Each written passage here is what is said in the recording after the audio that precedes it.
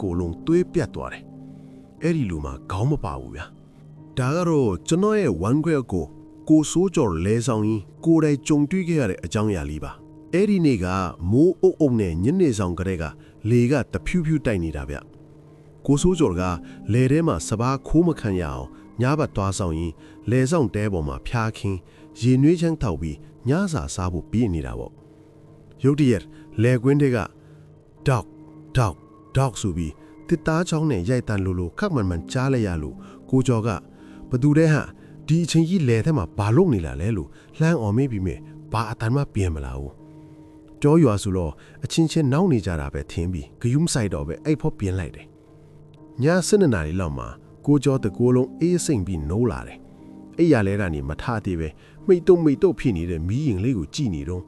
ရှပ်ဆိုပြီးတယောက်ကတဲဘေးကနေပတ်လျှောက်နေတဲ့အတန်ကိုကြားလိုက်ရတယ်ခဏနေတော့တဲနာကိုကတ်လာတဲ့ခြေတန်းကိုအတိုင်းသားကြားတော့ကိုကျော်ကတခိုးထီပြီးဘေးကဓာမကိုဆွဲကြိုက်လိုက်တယ်ဒါပေမဲ့တက်လာတဲ့သူကတဲအဝမှာရက်နေပြီးဘာမှမပြောဘူးအဲ့ဒီလူကအရက်အရန်ရှိပြီးတဲအမိုးနဲ့ခေါင်းနဲ့ထိလူနီးပါပဲအညူရောင်တိုက်ပုံအင်ကြီးအဟောင်းကြီးနဲ့ပစိုးကွက်စိတ်ကိုခတ်တိုဝစ်ထားတယ်ကိုကျော်ကဦးလေးဘာကိစ္စရှိလို့လဲလို့မေးလိုက်ပြီးမြဲအဲ့လူကတဲဝမှာပဲကြောက်ရွံ့ကြည့်လို့မလှုပ်မရှက်ရက်နေတော့မယ်မီးအိမ်ကငိမ့်ကန်နီးမို့ဝါကျင်အလင်းရောင်အောင်မှာကိုကျော်တေးချစိုက်ကြည့်လိုက်တဲ့အခါသူ့တကိုယ်လုံးသွေးပြတ်သွားတယ်အဲ့ဒီလူမှာခေါင်းမပါဘူးဗျာပခုံးတစ်ဖက်ကြားမှာဘာမှမရှိပဲလေဘင်းကပြက်နေတဲ့အသားဆယ်တွေကအမှောင်ထဲမှာလှုပ်စီနဲ့